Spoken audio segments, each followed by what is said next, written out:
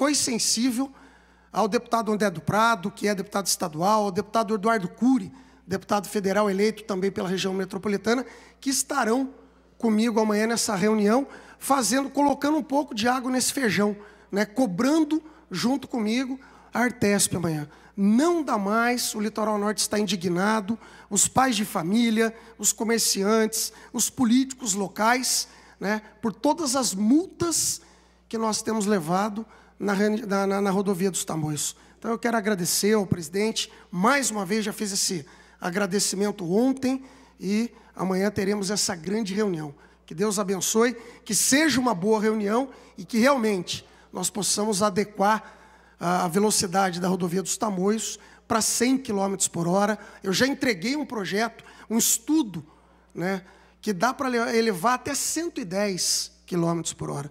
Não estamos pedindo isso, estamos pedindo 100 km por hora, e aí, logicamente, vai uma rodovia segura, e os pais de família, os comerciantes, os empresários poderão trafegar naquela rodovia com mais tranquilidade, né, sem perder a sua carteira de motorista.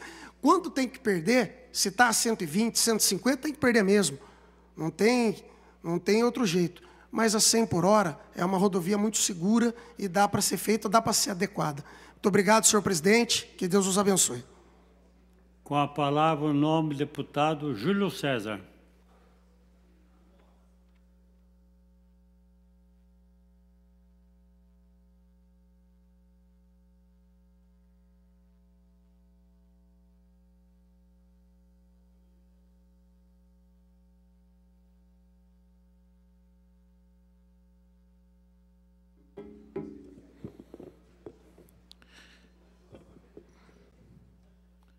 Senhor presidente, doutor Ulisses, presidente da Assembleia Legislativa nesse momento, aos demais deputados, deputadas, a toda a equipe de assessores e servidores da Assembleia Legislativa, e você que nos acompanha nesse momento, meu boa tarde. Polícia Militar sempre nos atendendo também. Obrigado pelo carinho e pelo respeito. Eu tenho dito, sempre que tem a possibilidade, do que acontece na minha região central do Estado, os problemas. E hoje pela manhã tive uma reunião com o secretário de Habitação do Estado de São Paulo, ao qual eu agradeço, porque já disse nessa casa que alguns secretários são muito estrelas, estão achando que apenas com essa postura vão chegar a algum lugar, vão chegar a lugar nenhum. E cito o exemplo do secretário de Turismo, que agendou uma reunião comigo, e ele marcou, cheguei lá e não me atendeu. Repito, não vim fazer turismo na Assembleia e acho que ele está fazendo turismo na Secretaria. Falta de respeito com essa casa. Eu acredito muito na gestão compartilhada, mas tem que ter respeito. Diferente de alguns outros secretários, é óbvio que eu não vou generalizar, né? Mas eu gosto de fazer essa reflexão para que eles entendam que eles são servidores públicos e têm que atender, seja quem for. Mas, muito bem, falando com o secretário de Habitação, o secretário mostrou todo o dinamismo que quer implementar na sua secretaria, os programas habitacionais que quer levar para o Estado de São Paulo, e nós estamos aqui para ajudar, é claro, torcer para que o governo seja bom, né? Deputado, o senhor sabe, a região de Ribeirão Preto lá, e necessita, enfim, todo o Estado de São Paulo necessita, que tem esse acompanhamento. Sabemos do déficit hoje habitacional em torno de 1.200.000 residências. Então, nós temos que trabalhar no intuito de levar a moradia ou algum programa que possa beneficiar as pessoas. Então, quis fazer essa referência e, logo mais, saindo daqui, tem uma reunião também na Secretaria de Estado, com o secretário hoje, que acredito que vai fazer um trabalho, tem uma missão muito importante, né, que é o ex-deputado Vignoli, que está à frente da secretaria agora, essa secretaria que tem que atender e deve atender os estados. E quero chamar a atenção, doutor Ulisses, o senhor médico conceituado há muito tempo, nós sempre que temos possibilidade, falamos da saúde, chamar a atenção para a região central do estado, um problema que está acontecendo. Nós sabemos que no Brasil, mas eu vou falar mais do estado de São Paulo, a atenção primária na rede de saúde não funciona. Não funciona por quê? Porque nós temos equipamentos públicos, prédios, mas não temos os profissionais de saúde para atender em número suficiente. E na cidade de São Carlos, infelizmente, a decisão de quem tomou essa decisão, se estiver ligada ao DRS de Araraquara, que é o Diretório Regional de Saúde, ao qual pertence São Carlos, é um equívoco muito grande. A decisão de fechar o atendimento do SMU da Santa Casa de São Carlos. A população já sofre tanto. Por que fechar? Quem deu essa ordem? Quem defende essa ideia? Se for a Secretaria de Estado da Saúde, é um equívoco, uma incoerência, porque está lidando com vidas. Vocês imaginam uma cidade de 250 mil pessoas, que atende toda a micro-região e só tem uma porta de entrada, e, de repente, há uma decisão para que o atendimento seja referenciado. Ou seja, para chegar na Santa Casa, no serviço médico de urgência, tem que ter a referência de uma unidade básica de saúde, que fica nos bairros. Até aí tudo bem, desde que se tivéssemos médicos para fazer esse atendimento nos bairros e nas unidades básicas de saúde. Não temos. Incoerência se for o governo do Estado que tomou essa decisão. E incompetência se for o município que puxou para si a responsabilidade. Não tem outro caminho. Como pode? Só tem uma porta de atendimento. Nós temos um hospital universitário que, infelizmente, já atende por referência. E vou além. O investimento feito no hospital universitário, em recursos, é maior, bem maior do que é feito na Santa Casa da cidade, e a Santa Casa atende 2 vezes, 3 vezes mais o número de pessoas atendidas. Então, na verdade, para você tomar uma decisão de fechar, de tornar referenciado o atendimento da Santa Casa no serviço médio de urgência, você tem que ter critérios ou saber o que está fazendo. Temos que ter especialistas nas unidades básicas de saúde, para que possa atender a dona de casa, que vai levar o filho ou o pai de família, para depois, sim, estabilizar o setor primário da saúde, com os profissionais da saúde já ocupando os devidos lugares, quem sabe referenciar o atendimento na Santa Casa de São Carlos. Eu defendo muito, eu sempre que tenho possibilidade, consigo recursos para a Santa Casa, mas também defendo toda uma auditoria, conhecer a fundo o critério de recursos, como é gasto, como é pago, enfim, nas Santas Casas de todo o Estado de São Paulo. Mas eu quero deixar claro e repetir, se o fechamento, doutor Ulisses, se tomar a decisão de ter o atendimento referenciado na Santa Casa de São Carlos no serviço de urgência e emergência, se for da Secretaria de Estado de Saúde, Saúde do Estado de São Paulo, se for decisão da Secretaria, um absurdo, um equívoco. Se for da Prefeitura Municipal, uma incompetência monstruosa, que quem vai perder vai ser a população, mas nós vamos estar aqui lutando para que isso não aconteça. Boa tarde a todos. Com a palavra, o nome do deputado Orlando Bolsoni.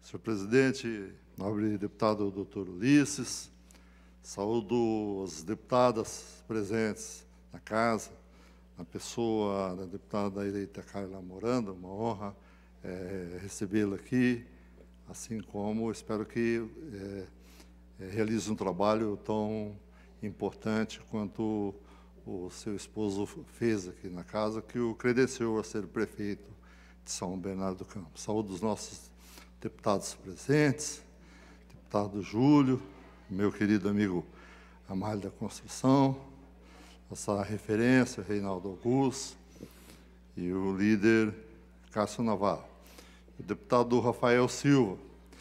O motivo que me traz a essa tribuna é uma PEC que está sendo discutida e hoje foi aprovada na comissão, na CCJ, presidida pelo deputado Roberto Massafera, que trata da denominação dos hoje agentes fiscais de renda, os quais eu tenho a honra de fazer parte dessa categoria, a denominação para auditor fiscal, tal como é no governo federal, porque essa é efetivamente a atividade do agente, o chamado hoje agente fiscal de rendas. Ele é um auditor, é a pessoa que vai examinar, tal qual fazemos lá na Comissão de Finanças, é a pessoa que vai examinar, a partir da contabilidade, buscar indícios,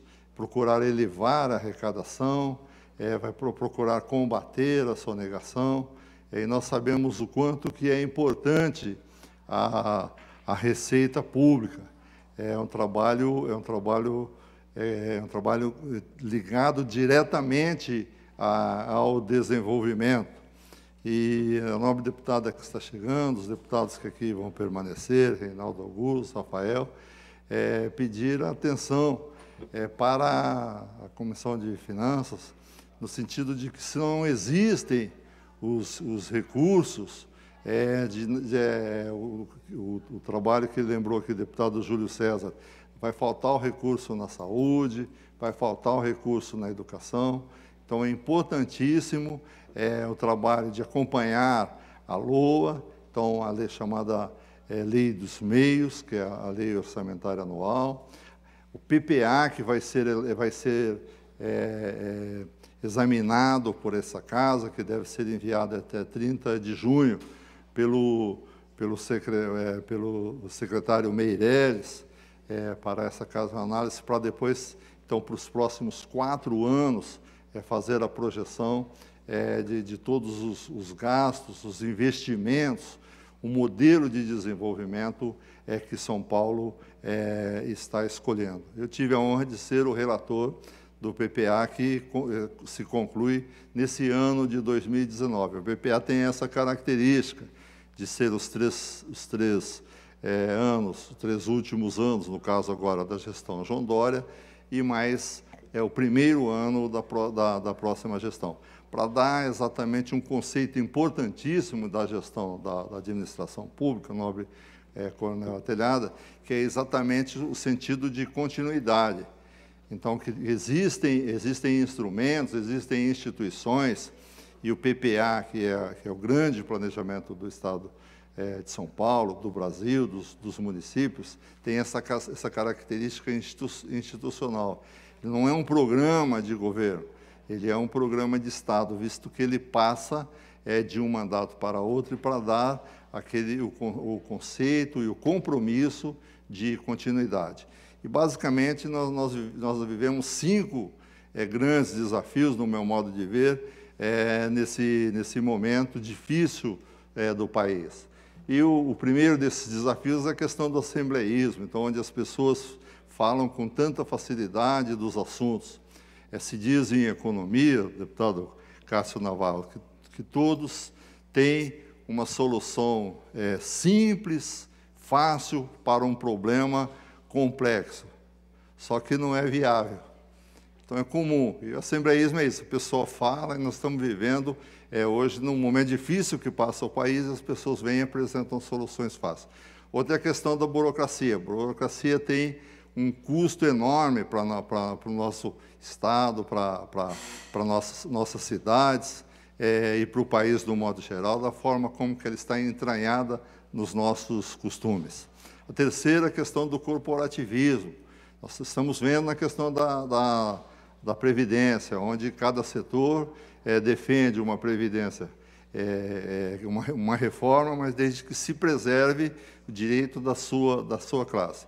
O quarto grande desafio é a questão da descontinuidade, que eu acabei de falar, dos governos não darem sequência a planos, tratar planos de governo e dar pouca atenção para os planos de Estado, e mais uma vez lembro do PPA, e finalmente o último é a exclusão. Não só a exclusão no sentido da exclusão social, só social, mas também a exclusão de ideias, a exclusão do debate.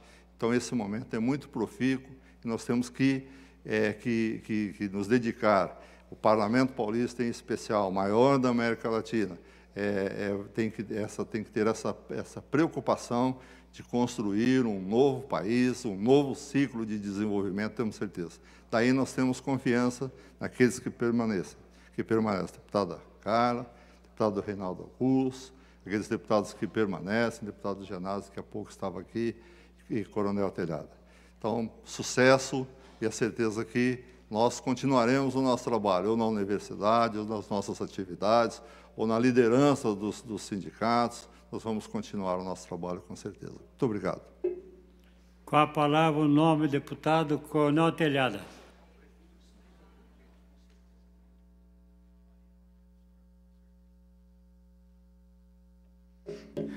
Prezado doutor Ulisses, que presida essa sessão, senhores deputados, deputada, assessores aqui presentes, funcionários, quero saudar aqui o capitão Pontes, em nome de quem saúdo nossa assessoria policial militar, junto com o sargento Martins, o cabo Cordeiro, enfim, a todos aqui. Muito obrigado pelo serviço que os senhores têm prestado à Assembleia através da nossa assessoria policial militar. Falando em polícia militar, nós tivemos mais um policial morto, dessa vez na cidade de Natal, no Rio Grande do Norte. Diariamente, nós aqui, infelizmente, relatamos policiais que são mortos pelo crime no Brasil. E acho que em lugar nenhum no mundo acontece isso. 1, 2, 3 policiais todos os dias. E esse policial é um policial aposentado, foi morto lá no bairro do Alecrim, em Natal, no Rio Grande do Norte. É um policial de 43 anos de idade, Luciano de Aquino Ramos. Ele foi morto a tiros por um desconhecido. Infelizmente, é uma das realidades do Brasil, que nós aqui aguardamos uma providência na mudança da nossa legislação, que continua tacanha, que continua valorizando o crime e colocando a polícia de joelhos. Entre outros tantos, aí nós temos a famigerada audiência de custódia, que coloca um monte de criminosos na rua, as famigeradas saidinhas de Natal, Dia das Mães, Dia dos Pais, enfim, da Páscoa, tudo que é feriado, o bandido sai da cadeia, porque é uma colônia de férias a cadeia aqui no Brasil. Ele está puxando pena, mas ele tem condição de ter férias. A cadeia no Brasil é uma beleza.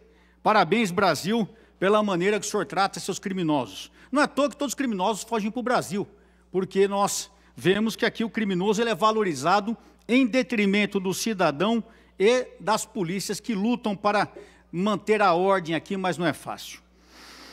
Senhor presidente, eu queria falar de um assunto que outro dia eu já comentei aqui, que me causa muita estranheza, que é o assunto de desativar o viaduto Costa e Silva, o famoso Minhocão, para fazer um parque, onde serão gastos 38 milhões de dinheiro do contribuinte, do trabalhador. Isso me causa estranheza porque está sobrando dinheiro, está sobrando 38 milhões, porque se vão gastar num absurdo para fazer um parque, em detrimento do trânsito, vão acabar. O trânsito de São Paulo já está caótico, já está uma porcaria, e vai piorar, porque eles vão fechar o Minhocão, eu não sei onde eles vão fazer a ligação leste-oeste na cidade. Mas uma outra coisa que causa estranheza é uma notícia de jornal, dizendo sobre o IPTU, que o secretário da Fazenda foi na Câmara dos Vereadores aqui em São Paulo tentar explicar o que está acontecendo com o IPTU, porque pelo menos 90 mil imóveis tiveram aumento na cobrança do IPTU, acima do índice determinado por lei. O índice determinado por lei é de 10% ao ano, quando a mudança de ano é 10% em cima do IPTU, segundo a lei. E alguns casos aqui tiveram mais de 50%. Inclusive, um advogado aqui, tributarista, diz que o aumento é ilegal, porque, além de ser acima de 10%, ele não pode retroagir aplicado acima do que ficou para trás. Então, nós temos aqui uma discrepância. De um lado, capitão Pontes, é interessante isso, de um lado, nós estamos jogando 38 milhões fora, porque nós estamos querendo acabar com o trânsito de São Paulo, piorar o trânsito de São Paulo e ainda pegar 38 milhões, que poderiam ser aplicados na saúde, na educação, na Guarda Civil Metropolitana, no trânsito. Não, nós estamos pegando, acabando com o Minhocão, a sua função de trânsito viário, fazendo um parque, eu não sei para quem esse parque, Não sei para quem esse parque, porque a cidade precisa de locomoção, a cidade precisa de mobilidade, não de destruir a mobilidade. E, no entanto, nós estamos acabando com o Minhocão e gastando 38 milhões nesse sonho absurdo. E, ao mesmo tempo, nós estamos punindo o cidadão, aumentando IPTU.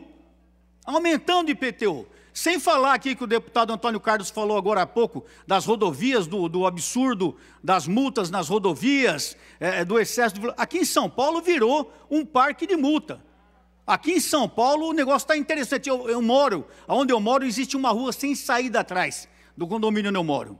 Ali atrás a CET está todo dia lá, rebocando veículos e multando veículos numa rua sem saída.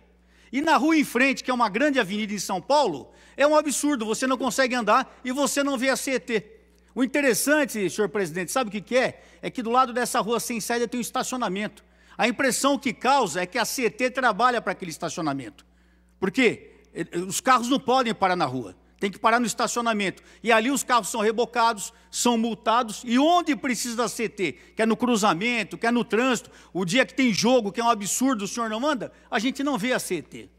Então, eu acho que a prefeitura tem que colocar a mão na consciência e entender, lembrar que pelas promessas de campanha do hoje governador João Dória, quando foi prefeito, é que ele iria trabalhar pela população, iria ajudar a população.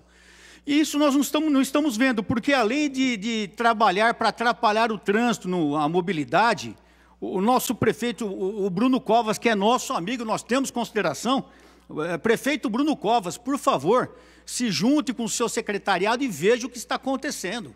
Isso é um absurdo. Nós acabarmos de prejudicar o trânsito de São Paulo, gastarmos 38 milhões do dinheiro público num parque, enquanto nós temos hospitais em situações precárias, escolas em situações precárias, sedes da Guarda Civil em situações precárias, gastarmos 38 milhões num parque. Será que é hora para isso? Quem será que vai se beneficiar com isso, deputada Marcialia? Quem será? Não é a população. Se for 20, 30 mil pessoas que talvez morem ali nas imediações, mas e o resto da cidade? Se for assim, todo cidadão que mora numa avenida com grande movimentação vai querer que a avenida seja fechada também. Eu também queria, porque perto de casa é um inferno o trânsito. Vou pedir para fechar a avenida também, deputado Ulisses. Então, gente, vamos colocar a mão na consciência. Nós que estamos na política hoje, nós fomos eleitos para trabalhar pelo povo, para ajudar o povo. Não é para ajudar a empresa particular, não é para ajudar amigo, não é para ajudar as nossas vontades. Nós estamos eleitos para trabalharmos pelo povo, e o povo vai cobrar isso. Muito obrigado, senhor presidente. Com a palavra, nome deputada Márcia Lula Lia.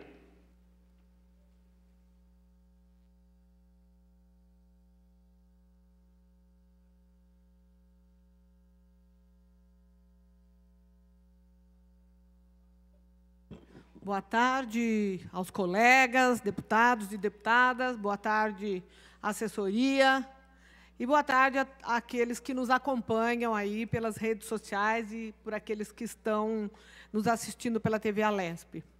O assunto que me traz aqui é um assunto muito delicado, porque nós estamos vivendo, deputado Ramalho, um momento muito difícil na nossa sociedade, onde as pessoas estão sendo movidas pelo ódio, pela intransigência. E no dia 14 de fevereiro, agora, nós tivemos uma situação de injúria racial muito grave acontecendo lá na Bahia. E por que eu estou trazendo um caso que aconteceu em outro estado para a gente conversar um pouquinho sobre ele aqui na nossa Assembleia Legislativa? Porque agora, no mês de fevereiro, também, nós tivemos a morte de um rapaz de 19 anos, um jovem, que foi brutalmente assassinado por sufocamento no supermercado Extra, um menino que foi sufocado pelo segurança do Extra. Ceifaram a vida de um jovem de 19 anos, simplesmente pelo fato dele ser negro. E nós tivemos agora a mesma situação acontecendo, só que o Crispim, Terral, que é um negro de 34 anos, ele tomou as atitudes e o gerente da Caixa Econômica foi afastado, houve intervenção do Ministério Público. E é importante que a gente fale isso para que as pessoas saibam, inclusive, que nessa casa nós temos um SOS Racismo, que nós temos um órgão institucional que pode dar encaminhamento e orientações para casos semelhantes a esse. Como é que foi o caso do Crispim? Esse moço ficou por 4 horas aguardando ser atendido, presidente, doutor Ulisses, numa agência da Caixa Econômica Federal. 4 horas ele ficou sentado aguardando para ser atendido. Acabou o horário do expediente, fecharam o banco e depois de 4 horas disseram para ele, olha, acabou o expediente, o senhor não vai ser atendido. Esse rapaz estava com a sua filha de 15 anos de idade. E ele disse, não, eu aguardei por 4 horas, não é justo. Vocês precisam me atender, eu estou aqui, eu esperei a minha vez, agora é a minha vez, eu quero ser atendido. E o que aconteceu? O gerente disse que ele não seria atendido, que não haveria possibilidade dele ser atendido. Como o gerente se recusou a atendê-lo, o que fez o Crispim? Ele disse, olha, da agência eu não saio enquanto eu não for atendido. O gerente chamou a polícia deu a mesma gravata que deram no rapaz de 19 anos que foi assassinado cruelmente no supermercado Extra e ele foi tirado à força de dentro da agência pela polícia. E o gerente mencionou a seguinte frase, e ele será processado criminalmente por isso, porque isso é crime de racismo e é crime inafiançável. Abre aspas, gente desse tipo só sai daqui algemado. Quer dizer, pelo simples fato do rapaz ser negro, ele foi retirado de dentro da agência da Caixa Econômica Federal, nessas condições, e a denúncia foi feita pelos mecanismos legais. O gerente da Caixa Econômica foi afastado, vai responder por processo, por crime de racismo. E a gente precisa começar a parar para pensar que sociedade que nós queremos. Nós não queremos uma sociedade onde predomine a intolerância. Nós não queremos uma sociedade onde predomine o ódio. Nós não queremos uma sociedade onde predomine o preconceito, porque a pessoa é periférica, porque a pessoa é negra, porque a pessoa tem uma vestimenta diferente, muitas vezes, da nossa. Nós estamos, hoje, com um índice, deputado Ramalho, que é alarmante. Dos homicídios que acontecem no Brasil, 71% dos homicídios são contra pessoas negras. 71% das pessoas que morrem nesse país, elas são negras. É algo assustador. A cada 23 minutos no Brasil, morre um negro. A gente está aqui, está morrendo um, daqui 23 minutos está morrendo outro. É muito grave a situação que a gente está vivendo. Então, o Ministério Público da Bahia providenciou uma representação. A filha, é bom que se diga, a filha do Crispim, de 15 anos, estava junto com o pai. E quando começou aquela confusão na agência da Caixa Econômica Federal, a filha entrou em pânico, em desespero. A criança chorava muito, uma menina de 15 anos, e nem pela sensibilização do choro da filha daquela pessoa, o gerente recuou um momento que fosse. Então, assim, é uma situação muito grave, é uma situação alarmante, é uma situação que a gente não pode ver prevalecer no nosso país. Enquanto a gente não perceber que a educação é o que vai transformar, de fato, a nossa sociedade, fazendo com que as pessoas tenham valores, com que as pessoas tenham respeito umas pelas outras, enquanto a gente ficar achando que só cantando o hino nacional nós vamos resolver os problemas da educação no Brasil, nós seremos uma sociedade atrasada, uma sociedade que não respeita as pessoas, que não respeita a diversidade, que não respeita as diferenças, que não respeita o ser humano na sua integralidade. Não adianta nada as pessoas irem na igreja, quer seja na católica, nas protestantes, nas pentecostais, e sair de lá com o coração cheio de ódio. As pessoas precisam saber que a gente tem que olhar para as pessoas como se elas fossem nossas irmãs, como se elas fossem a nossa continuidade. Nós não podemos aceitar discriminação racial da forma como foi feito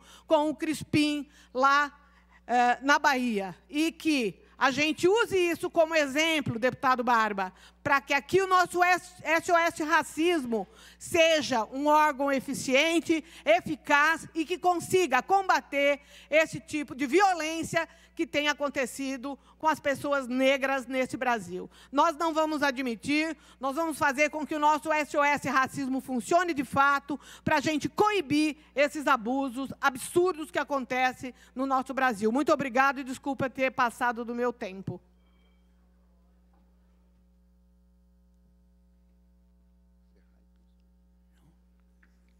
Pela ordem, presidente.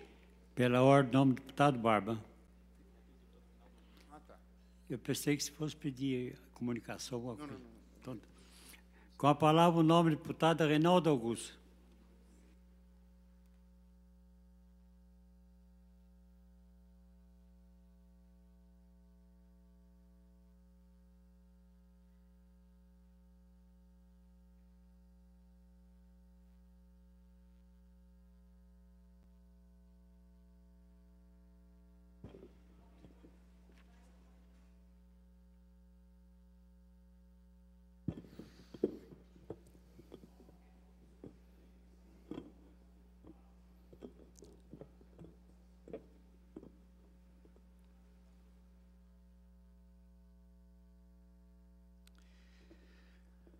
Senhor presidente, doutor Ulisses Tassinari, obrigado pela oportunidade que preside essa sessão, aos demais deputados, deputadas, aos nossos cidadãos paulistas, e nós todos que viemos aqui a essa tribuna, viemos para defender e trazer os anseios do povo paulista. Na região centro-oeste do estado de São Paulo, foi uma região que se desenvolveu muito, até meados de 1970, com o café, a bujante, e recebeu até o título da região Califórnia brasileira, com grande produção. Ferrovia chegou, foi se abrindo o horizonte oeste, e o desenvolvimento veio.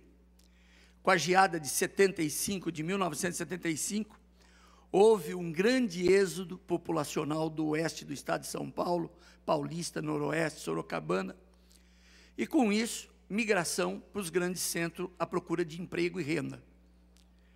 Trabalhamos desde quando fomos eleitos para que pudesse dar condições de desenvolvimento da nossa região. E com isso, a retomada da ferrovia era um dos nossos maiores pleitos. E estamos para ver isso, a matriz de transporte ser modificada.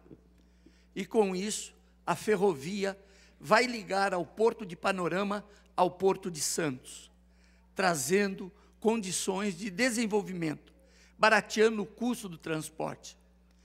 Nesse trabalho todo, trabalhamos para a infraestrutura e mudar a estrutura das nossas rodovias. E foi uma grata surpresa que nós recebemos do governo do estado pelo índice de desenvolvimento, pelo volume de tráfego que tem na rodovia João Ribeiro de Barros, onde ela será duplicada entre Piracicaba e Panorama. A Artesp desenvolveu um quadro, o anexo 7, lote Piracicaba-Panorama, e comemoramos, porque a rodovia seria mais um fato de desenvolvimento e infraestrutura do oeste do estado de São Paulo. Mas a nossa surpresa, a maneira como a duplicação será implantada na rodovia João Ribeiro de Barros, SP 294. No primeiro ano, a implantação dos pedágios. Nos anos seguintes, ano 2, alguns trevos, obras de artes. Depois, condições, recapeamentos e os quadros de desenvolvimento, sendo que começa a primeira etapa entre o quilômetro 560, com a quantidade de 40 quilômetros no segundo e terceiro ano. E assim sucessivamente, com 3 etapas no terceiro, quarto e quinto. Mas os pedágios no primeiro ano. Ora, o que nós estamos precisando? Não sou contra a privatização, não sou. Mas existem lugares que o Estado tem que estar presente. É necessário que nas regiões cujo IDH são menores, o Estado faça a sua intervenção. E nós não podemos colocar a quantidade de presídios, de praças de pedágio que serão colocadas na João Ribeiro de Barros, em uma região pobre, que precisa de desenvolvimento, para que a gente possa chegar aos grandes centros. Então, da forma como está esse lote, eu pediria ao nosso governador que olhasse com muita atenção, porque se tem uma região que precisa da intervenção do Estado de São Paulo, é o centro-oeste do Estado de São Paulo. A João Ribeiro de Barros precisa desse olhar, precisa da duplicação. O número de mortes que lá existem, viemos trabalhando há muitos anos para tirar dos trevos que eram feitos em níveis, foi modificado e agora nós estamos com essa expectativa da duplicação. A região não tem condições de se desenvolver dessa maneira. E queria dizer, uma das formas que foram colocadas na região para o desenvolvimento foi os presídios, a qual eu sempre lutei contra o volume de presídios que foram para lá. E esta mesma região se transformou na maior número de presos populacional do mundo. Do mundo. Como forma de desenvolvimento, alguns prefeitos colocando 1, 2, 3, 4 presídios na sua cidade, para ver se aumentasse o recurso para a prefeitura. Eu pediria mais uma vez ao nosso governador, se tem uma região que o Estado tem que estar, e a população e a região não pode pagar, é no centro-oeste do Estado de São Paulo, na João Ribeiro de Barros. Portanto, senhor presidente, agradeço a oportunidade, mas queria dizer, é hora do Estado de São Paulo desenvolver o centro-oeste, porque é uma região pujante e tem condições de se desenvolver por si só, se o Estado olhar e dar condições. Muito obrigado, senhor presidente. Senhoras deputadas e senhores deputados, tendo se esgotado o tempo regimental, nós damos por encerrado o pequeno expediente e iniciamos o grande expediente. Pela ordem, senhor presidente. Pela ordem, nome do deputado Cássio Navarro. Para falar pelo artigo 82. Seu pedido é regimental. Tem a palavra o nome do deputado Cássio Navarro, pelo artigo 82. Sobe a tribuna agora para falar o deputado Cássio Navarro.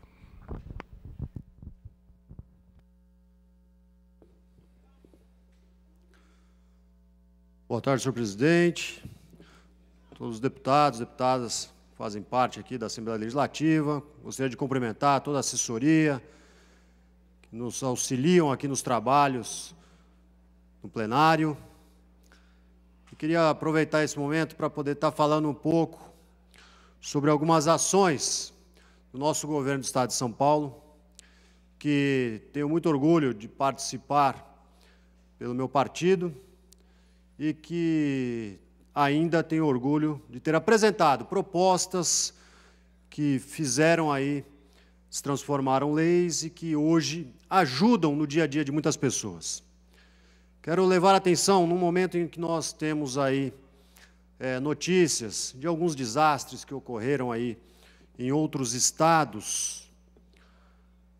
Quero levar a atenção ainda aqui no nosso estado de São Paulo, em diversas regiões, que tivemos estragos ocasionados pelas fortes chuvas. Isso foi o que motivou aquele projeto que eu coloquei, então, nessa casa, que falava sobre as questões emergenciais. E que, depois de muita discussão com o governo, com a Defesa Civil, hoje é praticamente comum as pessoas receberem mensagem nos seus telefones, através do SMS, dizendo aí de eventos previstos para ocorrer na sua região, no seu CEP, no seu código de área de telefone. Por isso, queria levar atenção às pessoas que receberem essas mensagens, que é uma mensagem enviada pelo governo através da Defesa Civil, para que vocês possam se prevenir, se protegerem desses eventos que vêm acontecendo nessas questões emergenciais, para que as pessoas possam ser avisadas com antecedência e se protegerem. Se existisse um projeto desse há mais tempo em outros estados no nosso país, talvez grandes desastres que ocorreram, como o Brumadinho, por exemplo, ou Mariana, poderiam ter sido evitados, que ocorreram quilômetros de distância aí, desastres que poderiam ter sido avisados. Pois, como eu sempre digo, nosso país, nós não temos aí um grande índice de terremoto, como no Japão, por exemplo, mas lá existe aquela sirene que é disparada para que as pessoas possam se abrigar.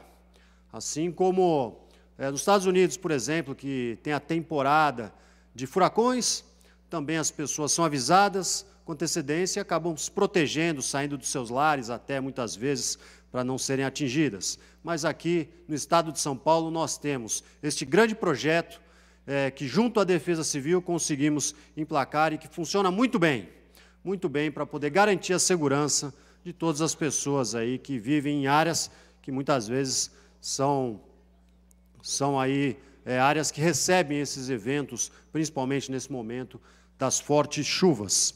Gostaria ainda de lembrar a atenção, estamos aí chegando a este momento comemorativo do Carnaval, onde as pessoas procuram a diversão, e lá na região da Baixada Santista é normal um grande fluxo de pessoas nas praias. E existe uma modalidade que vem tomando bastante atenção para quem frequenta as praias, que eu gostaria de alertar todos vocês que nos acompanham, que é bater palma quando uma criança se perde. E isso tem funcionado muito bem, mas por motivo, talvez, de muitos não conhecerem isso ainda, é que quero aproveitar esse momento das mídias sociais que nos acompanham e também da TV que nos serve, de levar essa informação, pois você que está em uma praia do nosso estado de São Paulo, até do nosso país, e ver uma criança perdida, é só chamar um grupo de pessoas para bater fortes palmas, que os pais vão ficar atentos e vão encontrar o seu parente, o seu filho querido. Muito obrigado pela oportunidade, presidente. Dando início ao grande expediente, tem a palavra o nobre deputado Barba, por permuta com o nobre deputado Celso Nascimento. Pela ordem, senhor presidente. Eu queria também falar pelo artigo 82 e já emendar os dois tempos com a Tudo bem. Dos nobres deputados, porque o tema que eu vou falar é meio longo. Seu pedido é regimental, tem a palavra, então, pelos dois tempos.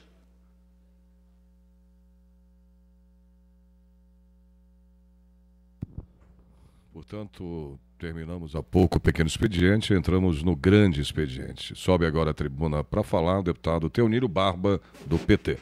Senhor presidente Ulisses, senhoras deputadas, senhores deputados, primeiro agradecer ao deputado Celso Nascimento, aí, que fez a permuta do tempo comigo, e queria solicitar para colocar o vídeo, um pequeno vídeo que nós vamos passar aqui, que é sobre um ato que teve ontem na Ford. Então vamos... que terá uma luta histórica novamente. Não será brincadeira. A Ford precisa ter juízo, precisa ter compromisso social como o país, com a cidade de São Bernardo e com a região do ABC. Que a luta dos trabalhadores da Ford não é simplesmente a luta daquela montadora, mas do conjunto de trabalhadores. Dizer para os comerciantes e comerciários que a luta dos metalúrgicos não é apenas a luta dos trabalhadores da Ford, mas essa aqui é uma luta do conjunto de trabalhadores, independentemente da categoria na qual faça parte. E passo para você também fazer a sua saudação. Muito obrigado por ter esse desafio. Bom dia, companheiros! Bom dia, companheiros! Bom dia! Essa luta da Ford, os trabalhadores e trabalhadoras da Ford, a empresa não vai embora.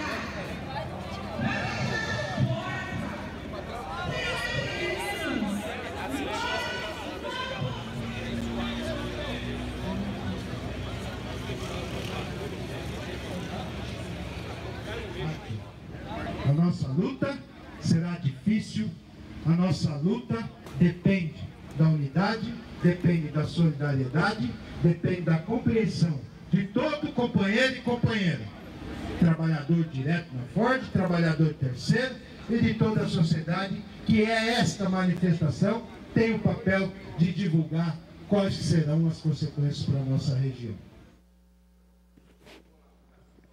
Senhor presidente, senhoras deputadas, senhores deputados, deputada Carla Morando, saudar aqui da nossa cidade.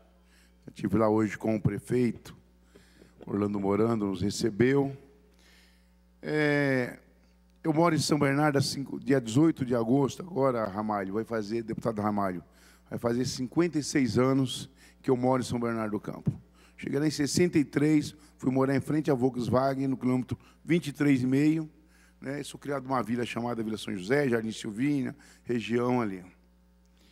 Parte da minha vida, 25 anos, foi dentro dessa fábrica. Essa fábrica, Ford, está tentando fechar essa fábrica desde 1998. Dia 18 de dezembro de 1998, ela trabalhava em 2 turnos de trabalho, ela demitiu 2.800 trabalhadores. Eu era do sindicato, e no mesmo dia que ela demitiu por carta, festa cristã, porque está aproximando do Natal, né? O Brasil é um país cristão, festa natalina, ela demitiu por carta, com a maior frieza, e botou o restante em férias coletivas. Nós tivemos que, de maneira rápida, assim, organizar, porque era numa sexta-feira, no dia 21, na segunda-feira, eu fiz a primeira reunião com os trabalhadores, com a parte dos trabalhadores demitidos. E criou uma organização, porque ela montou de 10 a 15 pontos de homologação. Não marcou homologação no sindicato, porque sabia que o sindicato ia homologar. E nós botamos o pessoal do sindicato nos pontos de homologação e não deixamos nenhum trabalhador assinar as demissões, a não ser aquele que quisesse. Então, teve lá 200 trabalhadores que já estavam de saco cheio, ou estavam se aposentando, falou, eu quero ir embora, não quero ficar mais. E o restante resolveu assumir uma luta. E ela deu coletiva do dia 21 de dezembro até o dia 4 de janeiro, que é o dia que nós tínhamos que retornar para a fábrica. Como ela percebeu o tamanho da mobilização que o sindicato fez, ela mudou a data do retorno para o dia 5 de janeiro para tentar quebrar a nossa mobilização. Os trabalhadores atenderam ao chamado do sindicato, no dia 4 de janeiro estava lá. Era para votar no dia 5, no dia 4 de janeiro tinha algo em torno próximo de 8.000 trabalhadores naquela fábrica. A fábrica estava toda trancada, com cadeados. Nós tivemos que quebrar o cadeado da fábrica, dos portões, para fazer a assembleia onde a gente sempre fez, que era no pátio da fábrica, embora aquele dia não tivesse produção. Fizemos uma assembleia no dia 4 de janeiro e mandamos os trabalhadores voltar no dia 5, que era o dia normal de voltar ao trabalho. No dia 5 de janeiro de 99, nós fizemos a assembleia de manhã, na entrada da fábrica e ocupamos a fábrica com todos os trabalhadores, os que não foram demitidos e os que estavam demitidos, porque aquilo era uma luta que se iniciava em defesa do emprego, em defesa da manutenção da Ford ali naquele local ali, na Avenida Taboão, ali no Rude Ramos. Muito bem, em função dessa luta, nós conseguimos levar isso até o dia 3 de fevereiro, deputada Carla, quando suspendeu as 2.800 demissões e foi criado o programa chamado Layoff, que é os trabalhadores ficar em casa, faz curso de qualificação, e aí alguns foi sendo reintegrado. Nessa história toda, foram 21 meses de luta com os trabalhadores, a Ford tendo que pagar salário, fazer curso de qualificação, né, mas os trabalhadores no layoff. Foi um mecanismo que nós encontramos naquele momento. Por que eu estou dando esse dado? Para mostrar que essa coisa da Ford ela é orquestrada. Desse dia 3 de fevereiro, que foi o dia que acabou essa luta, 3 de fevereiro de 99, nós fomos para os Estados Unidos e construímos um acordo de garantia de emprego que durou por 5 anos. Esse acordo de garantia de emprego, durante os 5 anos, Ramalho, nós tínhamos que discutir a reestruturação da fábrica, a produtividade e a competitividade da fábrica. E nós fizemos isso. De 2001 até 2005, discutimos a produtividade, a competitividade, surgiu a Ford Bahia, criamos uma cláusula dizendo que produtos e equipamentos de São Bernardo ou do Estado de São Paulo não poderia ser transferido para a Bahia. Foi uma cláusula que, inclusive com a participação do nosso Diese, você conhece muito bem, a minha participação pessoal para ajudar a construir essa cláusula, para evitar que a Ford fechasse aqui e levasse tudo para a Bahia. Então, nós estamos diante desse dilema. Discutimos, aí veio o lançamento do Casinho, e quando foi em 2011, nós vimos que o produto não andava, começamos a discutir com a fábrica. Do dia 3 de março de 2011 até outubro de 2011, nós discutimos a vinda do New Fiesta. Tinha um Fiesta que era produzido na Bahia, a fábrica ia encerrar a produção dele, e tinha um New Fiesta que era feito na Europa, foi mandado para o México e foi trazido do México para o Brasil. Então, esse é o carro que é produzido em São Bernardo, que é chamado de New Fiesta. E um caminhão extra pesado que era feito na Turquia. A Ford tem 2 fábricas de caminhões no mundo, uma no Brasil e a outra na Turquia. Então, para trazer esse caminhão extra pesado e o New Fiesta, foi 1.470 bilhões de reais de investimento, sendo 670 milhões para o caminhão extra pesado, 800 milhões para o New Fiesta. Com isso, nós pensamos, vai ter uma nova família de carro, você faz vários modelos em cima de uma plataforma, então você pode fazer 5, 6 modelos, então falamos, a gente vai salvou pelos próximos 20 anos, essa fábrica está resolvido. E aí o New Fiesta foi lançado dia 23 de março, lançamento público no Paço Municipal de São Bernardo. Foi lançado lá em São Bernardo do Campo. E não durou praticamente 8 anos, porque não chegamos em março ainda, e veio um anúncio da Ford na terça-feira da semana passada. É lamentável, o presidente da Ford Brasil, o Lyle Walters, mentiu na Fenatran, quando ele afirmou para o sindicato que a fábrica não seria colocada à venda e também não fecharia a fábrica. E é porque naquele momento, a Fenatran, eu não me lembro agora a data, mas deve ter sido setembro ou outubro, por que naquele momento faz aquilo? Porque até então estava discutindo, Ramalho, uma coisa chamada Rota 2030. É um novo produto para o setor automotivo brasileiro, que vai até 2030. O que discutiu-se lá e aprovou-se lá em novembro? A renovação dos incentivos para as fábricas, para as montadoras no Nordeste. E a fábrica, a Ford tem a Troller no Ceará e a fábrica da Ford lá em Camaçari. Então, a Ford tomou uma ação muito ruim. O impacto na cidade de São Bernardo, o impacto no ABC é de 1,3 bilhões de reais com o fechamento da Ford. Esse 1,3 bilhões de reais é o que está envolvido na cadeia no setor automotivo. Aqui nós estamos falando de receita, do que é produzido, de tudo que está envolvido é só ali. Na cidade de São Bernardo, são 560 milhões de reais, o que é o envolvimento de toda a cadeia. Eu estou falando aqui de receita, eu não estou falando de emprego. De emprego envolvido, cada um emprego numa montadora significa 9 empregos na cadeia, somado autopeça, eletroeletrônico, parafuso, peça, transporte, logística. Eu não estou falando ainda de serviço e comércio ligado à indústria, e nem estou falando do serviço comércio natural, que é quando a gente vai no salão de beleza. Então, isso significa algo em torno de 25 mil trabalhadores na cadeia envolvidos diretamente, que perderão os empregos, não tem outra coisa que vai substituir, e mais os 3 mil trabalhadores direto da Ford e mais 2 mil prestadores de serviço que existe lá dentro da Ford. Então, é um problema grave para o ABC. Estou falando de 1 bilhão e 300 no ABC. No Brasil, só a planta de São Bernardo, a Ford de São Bernardo, significa 2 bilhões e 800 milhões de reais de receita daquilo que é produzido por conta das transações que tem no Brasil inteiro. Então, o impacto na região é muito grande. A Ford tem capacidade de produzir por ano. O ano passado ela produziu algo em torno de 9 mil, 10 mil caminhões e 15 mil automóveis. Gerou para a cidade, ano passado, palavra do prefeito Orlando Morano, 14 milhões de reais ligados ao ICMS, e também dados confirmados pelo DIESE, Fundação SEAD e URCS e outros órgãos que medem isso, 14 milhões do ISS, de ICMS e 4 milhões de ICMS. Isso é um imposto gerado, né, na cidade nesse ano, que é um ano ruim de produção. Veja bem, a Ford tem capacidade de produzir algo em torno de 45 mil caminhões por ano, sem fazer hora extra, só trabalhando 237 dias normal de produção. Tem capacidade de fazer 140 mil carros no ano, mais ou menos, sem precisar de sábados de hora extra.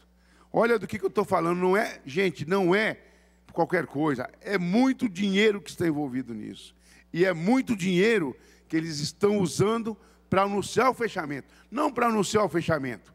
Para anunciar o fechamento é uma bagatela de 460 milhões de dólares. O problema é que o que está envolvido é 11 bilhões para reposicionar o negócio dela no mundo, e para reposicionar os negócios dela no mundo, ela anuncia o encerramento da fábrica de caminhões.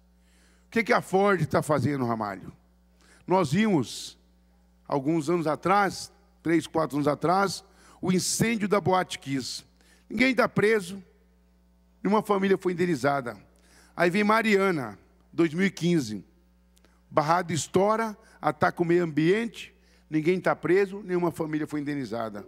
Brumadinho, 310 mortos, uma geração de órfãos na cidade de Brumadinho, ninguém está preso. Aquele é assassinato, aquilo não é tragédia, aquilo é assassinato. Porque quando aconteceu Mariana, poderia ter chamado de tragédia, porque nunca tinha acontecido. Mas se aconteceu Mariana, sabia que e tinha investigação, estudo que Brumadinho podia estourar. Então tinha que fazer o quê? Começar a usar tecnologia para poder secar aquilo e eliminar a condição de estourar aquilo. Então deixaram com laudo aprovado o ano passado, então aquilo é assassinato da Vale do Rio Doce. Isso aqui também, vamos ver como é que vai terminar. Aí vem o Ninho do Urubu, 10 garotos mortos lá. Aí vem a Ford e anuncia 3 mil demissões. O que a Ford está fazendo não é diferente do que a Vale fez com o Brumadinho, que a Vale fez com a Mariana, que os donos da Boate Kiss fez lá em Santa Maria, que o Flamengo fez lá no Ninho do Urubu.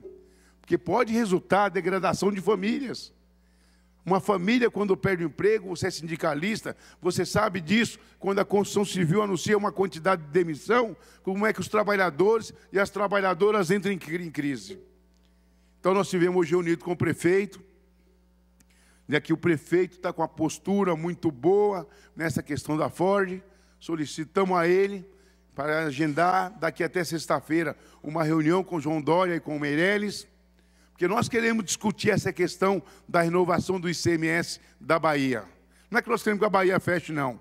Mas queremos provar para o governo federal que a Ford deu um golpe em São Bernardo, mas também deu um golpe no governo federal, que esperou renovar o ICMS da Bahia, o IPI da Bahia, para poder anunciar o fechamento de São Bernardo.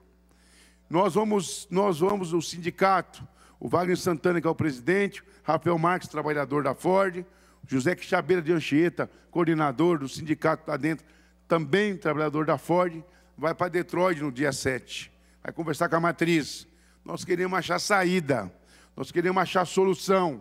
Nós não podemos permitir que a Ford faça isso e deixe o Brasil, depois de 100 anos no Brasil, 51 anos em São Bernardo.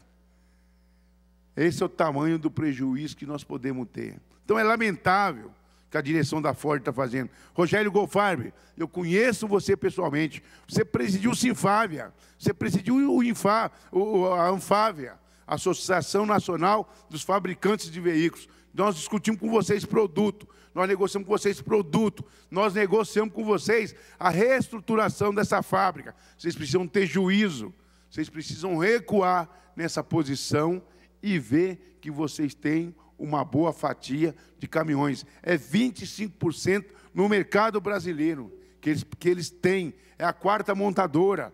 O ABC é o 8º polo produtor de caminhão no mundo. Então tem muita coisa em jogo. Então nós estamos cobrando uma posição do governador João Dória. Peço para o Carlão, o líder do governo, se ele estiver ouvindo, o Carlão Piganatari, ajudar o Orlando a construir essa reunião com Dória, né? E também, nessa reunião com Dória, nós vamos tentar construir essa conversa com o Jair Bolsonaro. Nessa luta, nós vamos precisar de aliados. Então, deputada Carla Morando, que vai assumir, parabéns pela sua eleição, você que vai assumir no dia 15 de março, nós contamos com você nessa luta e contamos com todos os deputados dessa casa, o presidente Ulisses Tassinari. Essa casa precisa começar a se preocupar em discutir a indústria aqui no estado de São Paulo. A indústria aqui no estado de São Paulo já foi 58,9% da arrecadação do ICMS.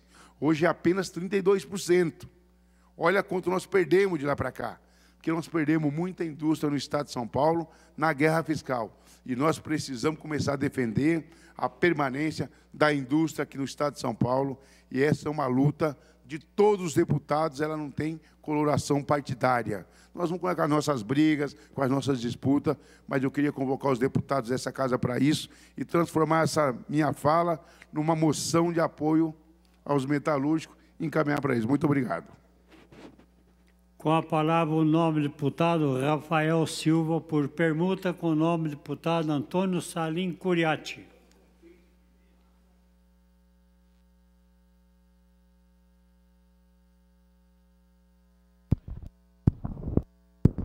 Você, telespectador, ouviu, portanto, as palavras aqui no plenário do deputado Teonírio Barba, do PT. Sobe agora a tribuna para falar o nobre deputado Rafael Silva.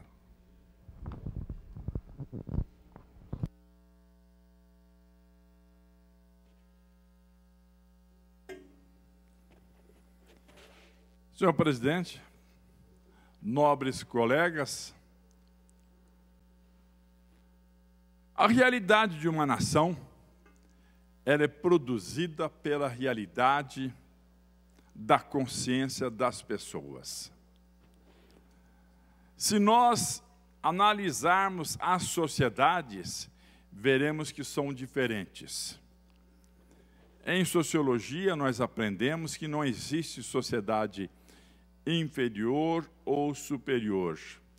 Existe sociedade diferente ou sociedades diferentes. Eu me lembro do pensamento de um sociólogo americano, pensamento simples, muito simples. Nem sei o nome dele, não me lembro do nome dele, porque passou despercebido. E foi que numa nação onde as pessoas não têm a consciência adequada, não têm o devido grau de informação e de formação, não têm a cidadania que deveriam ter, ele coloca, essas pessoas erram. Essas pessoas cometem equívocos, poluem, não respeitam os direitos dos semelhantes, não sabem escolher seus representantes na política. Uma mensagem curta, e ele termina dizendo: entretanto, não podemos condenar ou criticar essas pessoas. Devemos levar luz a elas. Luz. Não é bem usado esse termo no Brasil, levar luz às pessoas. Mas eu já falei dessa tribuna algumas vezes e repito: aluno. Aluno, nós temos o a, negação. Luno, luz. Aluno é aquele que não tem luz. É aluno, ou seja, está buscando luz. E essa busca da luz é a busca da realidade de um povo. René Descartes falou: se você tiver uma pessoa consciente, outra consciente, mais outra, você vai ter uma sociedade consciente, que não aceita ser enganada nem escravizada. Na medida em que nós tivemos a população do Brasil com um nível maior de consciência, nós não teremos os equívocos que temos atualmente. As pessoas falam em mudanças. Vamos promover mudanças. Tivemos anos atrás aquelas passeatas gigantescas, o povo junto, organizado em termos, pedindo mudanças.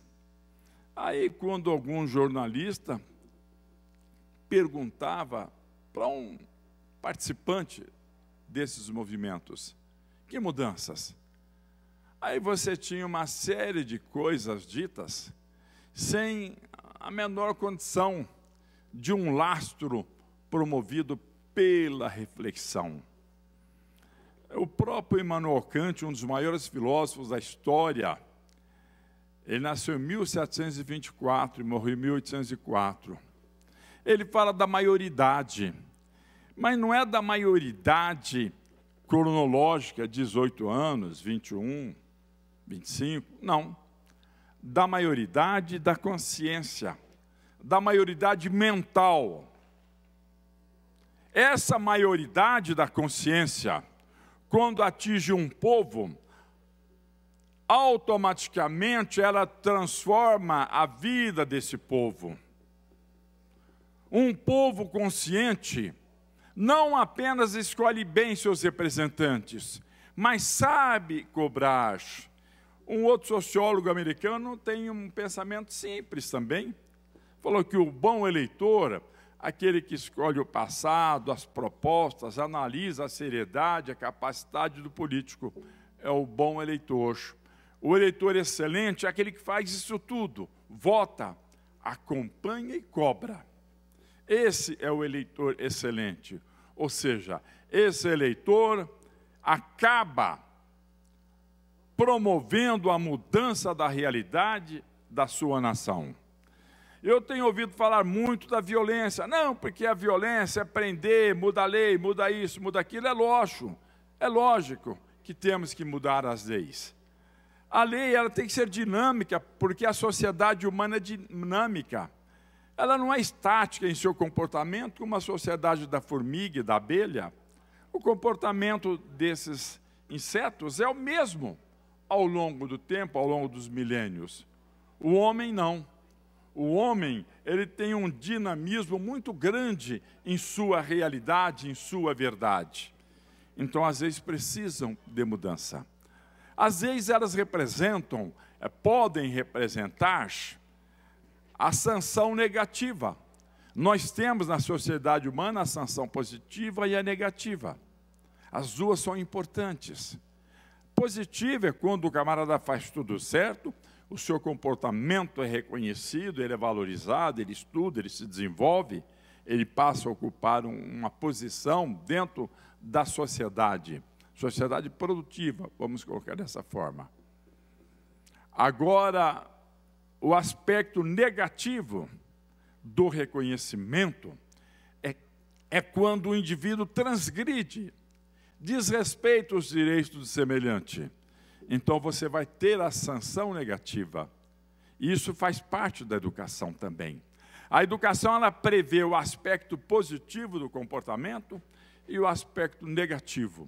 Aí a pessoa passa a ter consciência do que é certo, do que é errado. A ausência dessa consciência leva uma boa parte da população a delinquir. Uma boa parte da população não procura a valorização de seus direitos e deveres. Eu ainda ouvi aqui alguns discursos hoje, um deles falando da realidade do negro, do preconceito que existe no Brasil. O preconceito do Brasil não é aquele preconceito americano, criminoso. Não, é um preconceito mais social. O negro ainda não conseguiu se livrar, não por culpa dele, negro, por culpa de uma realidade da educação brasileira. Ele não conseguiu se livrar daquele aspecto da escravidão. Não conseguiu. Por quê? Porque as grandes figuras, os grandes intelectuais que nasceram na raça negra, não são valorizados e não são discutidos, não são analisados como deveriam ser. Na escola, nós não temos a preocupação com o Zé do Patrocínio, André Rebouças, não. Quem foi? Nem sei. As pessoas dizem, nem sei. Nós não temos o negro ocupando aquele espaço. Automaticamente, nós não passamos para o negro a informação de que ele é capaz, é inteligente, e não passamos para a sociedade como um todo. Então, essa discriminação que existe, que é social, ela machuca, ela fere. Mas não é apenas o negro, não. Aquela pessoa que pela roupa dá um aspecto de pobre, pelos dentes, pelo próprio aspecto físico, demonstra a falta de uma estrutura financeira melhor. Isso tudo leva a sociedade como um todo a entender que essas pessoas são inferiores, mas não são inferiores, não são. Mas para que a gente mude isso tudo, nós precisamos de uma transformação da educação valorizada, uma educação como o próprio Edgar Morin, sociólogo francês, falou.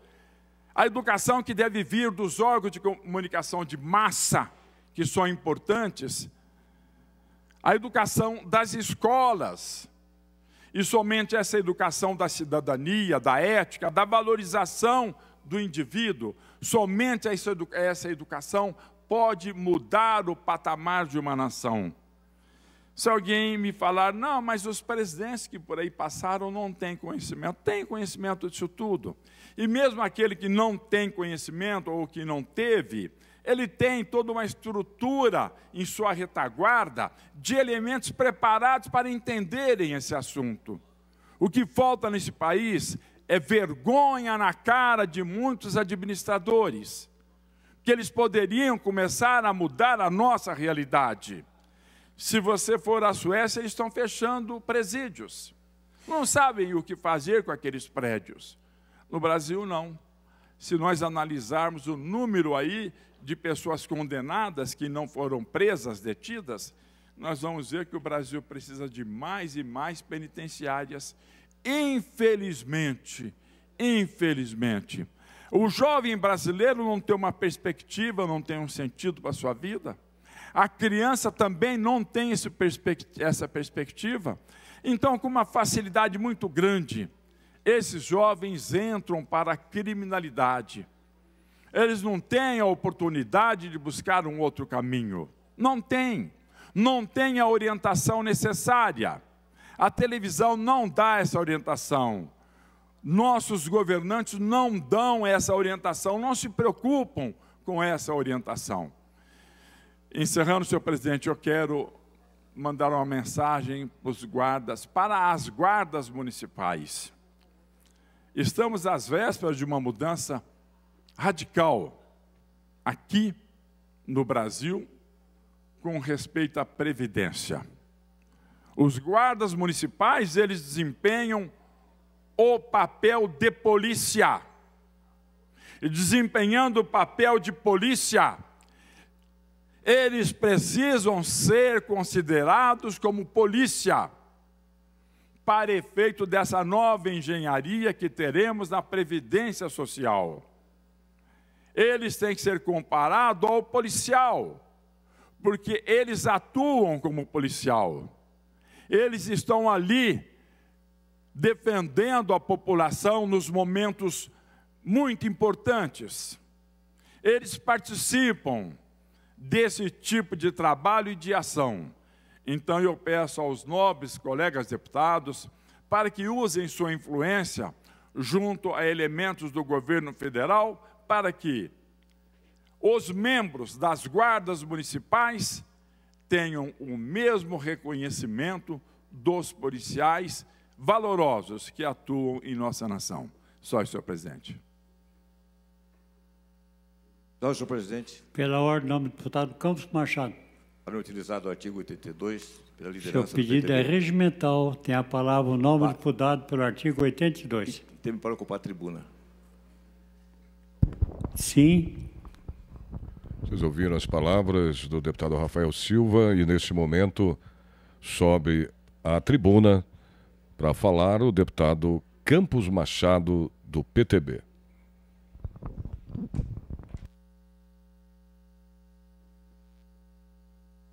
Senhor presidente, meu caro deputado doutor Aquiles, antes de iniciar meu pronunciamento, eu quero comentar uma grande mulher. Uma mulher de valor, uma mulher extraordinária,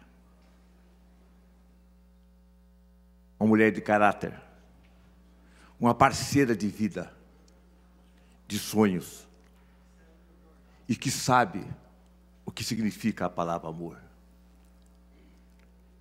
Me refiro à dona Clara, não apenas esposa do meu amigo deputado Rafael Silva, escudeira do deputado Rafael Silva, anos e anos. A dona Clara se transformou nos seus olhos. A dona Clara sabe exatamente qual vai ser a posição, o posicionamento que o marido vai tomar. Ela não é deputada. Ela é mais que deputada, porque ela exerce de maneira coletiva ou conjunta o mandato de deputado da maior Assembleia Legislativa da América Latina, junto com o deputado Rafael Silva. Um vencedor, homem acostumado a superar obstáculos. Sejam quais forem os obstáculos que tem à frente, o deputado Rafael Silva sabe transpô-los. Parabéns, minha amiga, dona Clara, não apenas pelo marido que tem, mas pelos filhos que tem. Que Deus a ilumine e a proteja. Bem, essa tribuna, na tarde de hoje, para cumprimentar e me solidarizar com o deputado Barba. Na semana passada, ele já trouxe aqui um tema de grande relevância, um tema importante, que poucas pessoas, que poucos deputados deram a devida atenção. Ele trouxe a questão da Ford, a multinacional Ford, com mais de 50 anos no ABC, que gera 20 e poucos mil funcionários. Uma empresa que ajudou o crescimento de toda a região. Famílias e famílias, avós, pais, mães, filhos, netos, todos transformaram a Ford numa grande família. E eis que os clarins anunciam que a Ford vai encerrar as suas atividades em novembro. O que faz a Assembleia Legislativa de São Paulo? O que podemos fazer nós? Nós temos, como disse o deputado Barba, fazer um apelo ao governo do Estado para que haja, para que se movimente, para que viaje para a América do Norte, vai procurar o presidente mundial da Ford, faça qualquer acordo. Os funcionários estão dispostos, os operários, até certos sacrifícios, contanto que possam manter as suas famílias. Não há essa necessidade premente. A Ford está instalada em vários países do mundo. Se o governador do estado de São Paulo, que é um país, ele tem que fazer qualquer movimento necessário para impedir a Ford de fechar as suas portas. Agora eu leio nos jornais contristado que diz o governador que ele vai procurar comprador. Mas ele não é corretor, ele é governador do estado. Eu nunca vi a carteira de corretor de imóveis do governador. Será que alguém acha que é fácil arrumar um comprador para a Ford? À noite, na escuridão, de repente desponta o sol no horizonte. Aparece o comprador? E angústia? O que fazemos com angústia de funcionários, de operários? O que fazemos nós? Portanto, nobre deputado Barba, a sua luta não é apenas a sua luta em favor da sua região, das famílias. É uma luta desta casa. Esta casa não pode se omitir, como acontece e vem acontecendo anos e anos. Quero fazer um apelo aqui ao senhor governador. Quem sabe faz a hora, governador. Não espera acontecer. Essa é a sua hora, governador. Deixe de brincar de imobiliária, de compra para lá, venda para cá, e haja como governador. Pegue o primeiro avião que tiver. O seu secretário da Fazenda foi ministro da Fazenda, foi presidente do Banco Mundial, o Dr. Meirelles. Vão lá. Nova York, Washington, seja o que for, resolva a situação da Ford, não brincando de faz de conta. O faz de conta não vai suprir as necessidades, deputado Barba, de 22 mil famílias.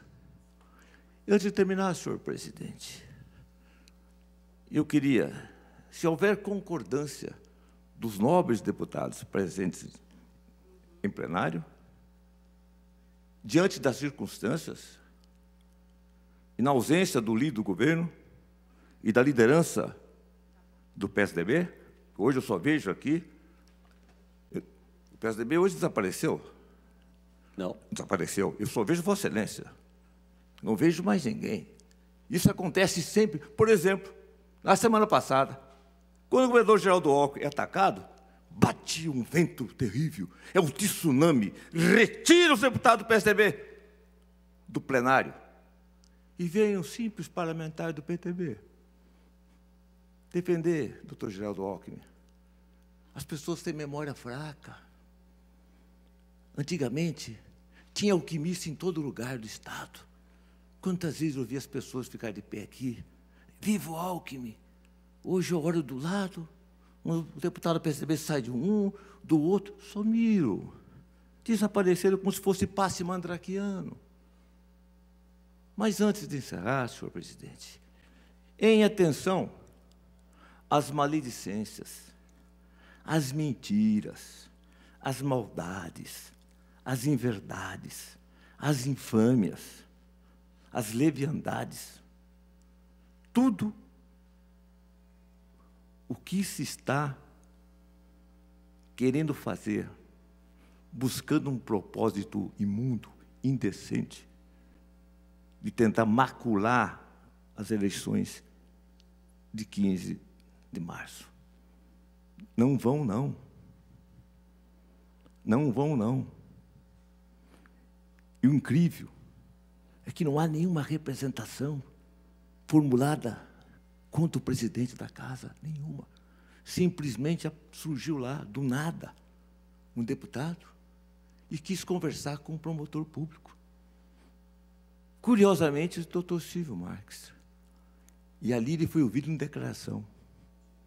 E nessa declaração, passando por cima do procurador-geral, que é a autoridade competente para tratar na situação do presidente, eles tentam criar um clima. Olha o verbo que estou usando, tento criar, sem conseguir, porque a eleição desta casa está definida. E o próximo presidente vai ser alguém que, além de amar a casa, tem experiência, senhor presidente, tem experiência e tem vontade e conta com o apoio dos deputados para fazer uma grande administração. Eu não sei o que pensam os deputados, mas eu, antes de deixar a tribuna, eu requeiro o levantamento dos nossos trabalhos. Pela ordem. Pela ordem, não. Agradeço. Queria fazer um comunicado. Tem a palavra para uma comunicação. Quero aqui agradecer a oportunidade de fazer esse comunicado. Queria ter tido a oportunidade de falar no pequeno expediente, mas a gente estava em reunião da Comissão de Constituição e Justiça.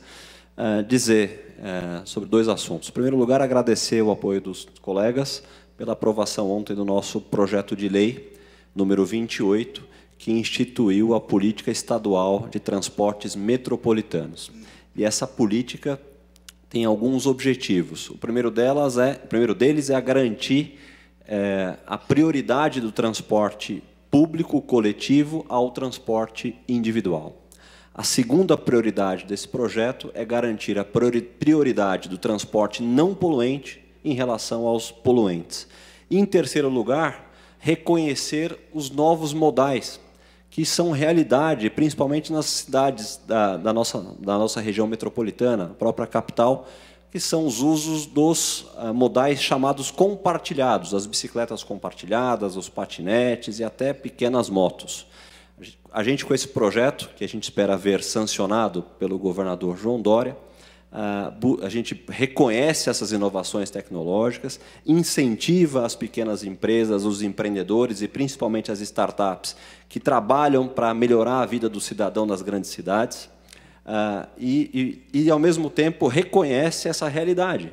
Quando você hoje visita vários pontos da cidade de São Paulo, você já percebe na paisagem urbana uma mudança, que é o uso desses novos equipamentos. Então, com esse projeto, a gente atualiza a legislação de São Paulo. É evidente que a inovação tecnológica sempre vai estar à frente da legislação, mas é importante que os parlamentares estejam atentos às inovações tecnológicas para que esses empreendedores não sejam penalizados e sejam, sim, estimulados a cada vez mais melhorar a vida das pessoas. Muito obrigado.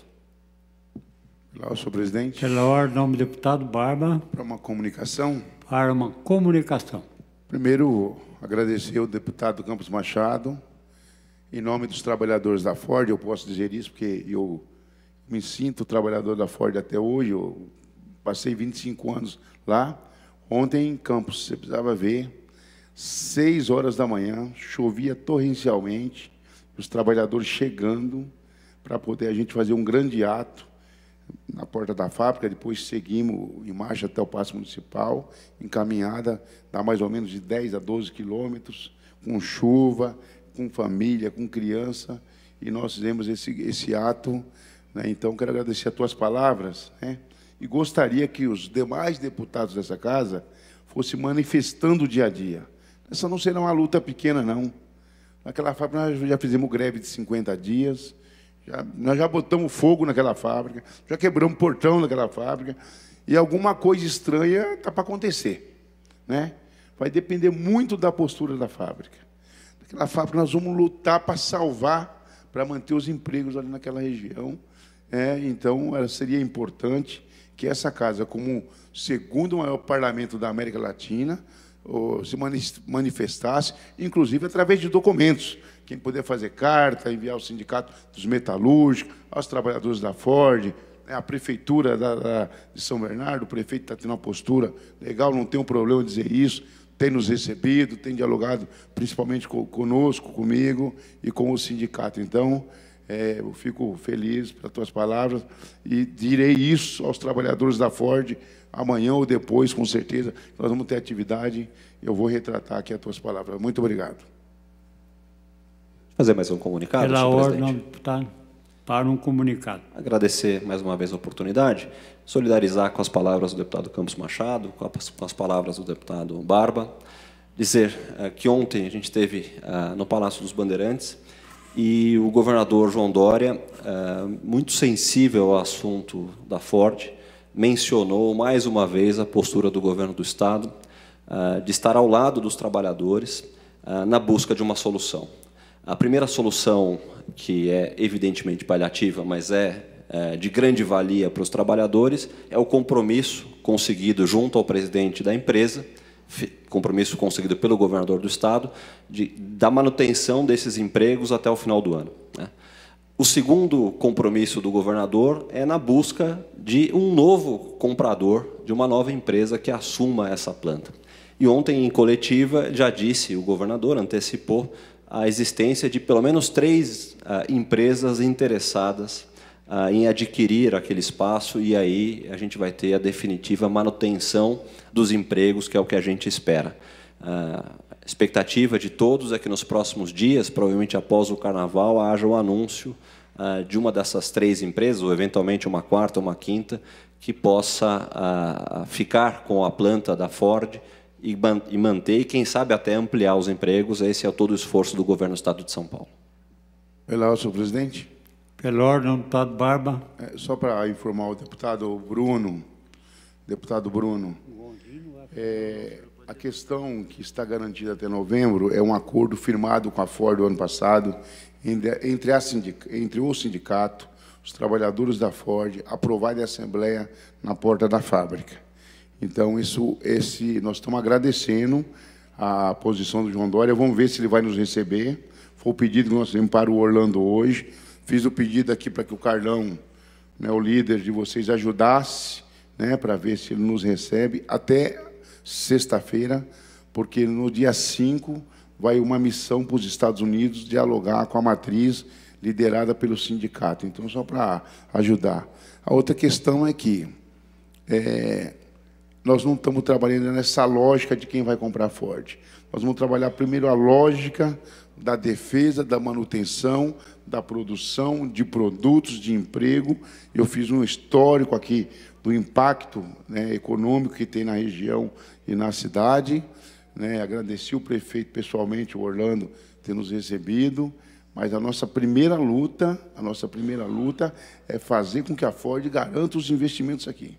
Porque a Ford ela usou de má fé. Ela esperou aprovar o projeto Rota 2030 em novembro para poder anunciar o fechamento. O que é o projeto Rota 2030? Discutir os incentivos para as montadoras, principalmente as do Nordeste. Quem é que está no Nordeste? A Ford Bahia e a Trolley, que a Ford comprou.